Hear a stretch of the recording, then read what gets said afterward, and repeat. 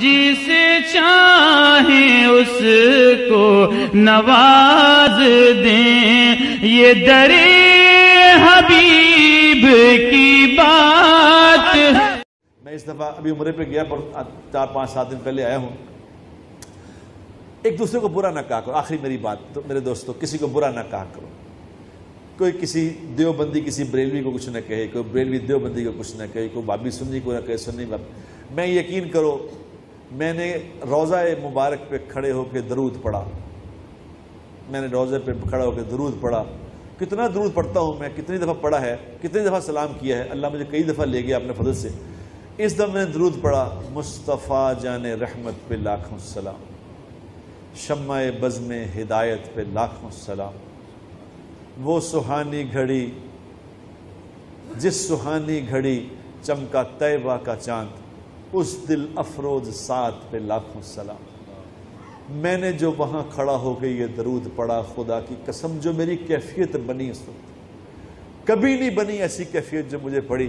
میں نے وہاں کھڑا ہو کے دعا مانگی، یا اللہ جس نے یہ سلام لکھا ہے، مولانا وہ کیا نام تھا ان کا، ہیں احمد رضا خان صاحب بریلوی رحمۃ اللہ علیہ، میں نے کہا یا اللہ ان کو جزائے خیر عطا فرما، اے اللہ ان کو دے۔ ان کے لیے اتنی دعا کی میں نے وہاں کھڑے ہو کے، میں نے کہا یا رسول اللہ آپ ان کی شفاعت فرمائیں، ان کو دعا، جن کا یہ درود پڑھ کے میری یہ کیفیت بن گئی، وہ کیا ہوں گے؟ ایک دوسرے کو برا کہنا یہ مناسب، پتہ نہیں اللہ کے نزدیک کون اللہ والا ہے کون۔ اس طرح نہ کریں، جو جس فرقے پہ اس فرقے پہ رہو، جس نے جس کو جو دیوبندی ہو دیوبندی رہے، بریلوی بریلوی رہے، لیکن دوسروں کا نہ برا کرو۔ اللہ کے ہاں پتہ نہیں کس کا مقام ہے، تو میں نے بھائی ان کے لیے اللہ، میں اب بھی ان کو دعا کرتا ہوں، اللہ ان کو جزائے خیر۔ کچھ تھا ان کی اس بات میں کہ دل، اب جا کے پڑھ کے دیکھنا کہ کیا کیفیت بنتی ہے انشاءاللہ تعالیٰ۔ تو اللہ کے نبی کہ درود پڑھ کے ایک کیفیت بنتی ہے، تو زندگی سیکھ کے کیا بنے گی میرے دوست؟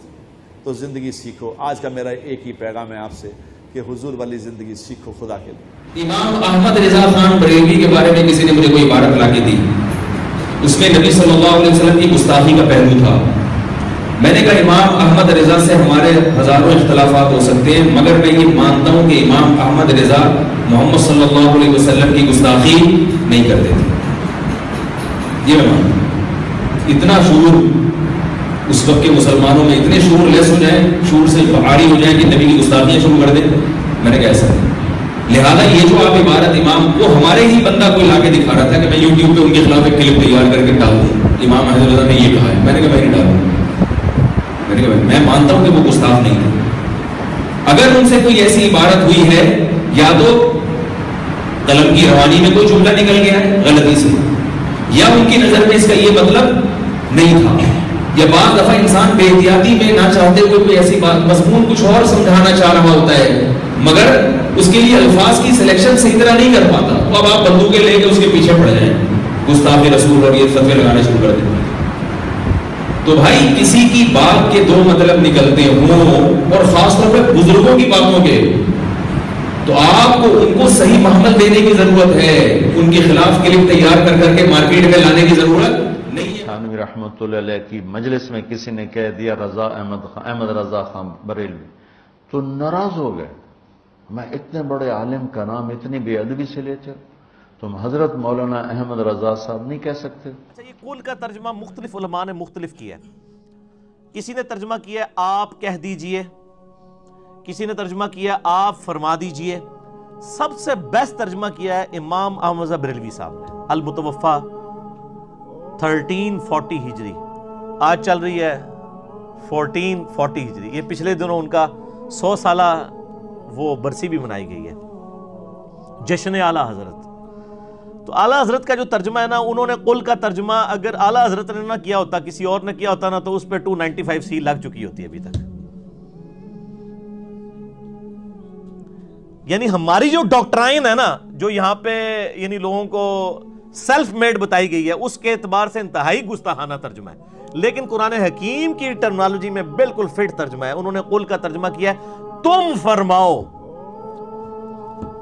اے نبی تم فرماؤ، اور ان کا موقف یہ تھا کہ جب اللہ اپنے نبی سے گفتگو کرے گا تو آپ نہیں کہے گا، خالق اور مخلوق کا فرق ہے، وہ تم کہے گا، تم کے اندر اپنائیت بھی زیادہ ہے اور وہ رسپیکٹ والا ایشو بھی نہیں ہوگا.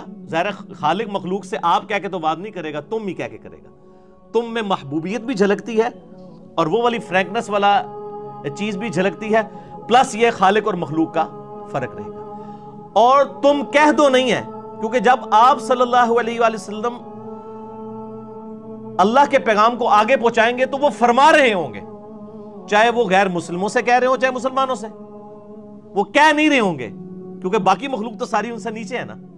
تو کتنا زبردست ترجمہ ہے. تم فرماؤ, قل, تم فرماؤ, قل هو اللہ احد, تم فرماؤ کہ اللہ ایک ہے. تو یہ سب سے بیسٹ ترجمہ ہے.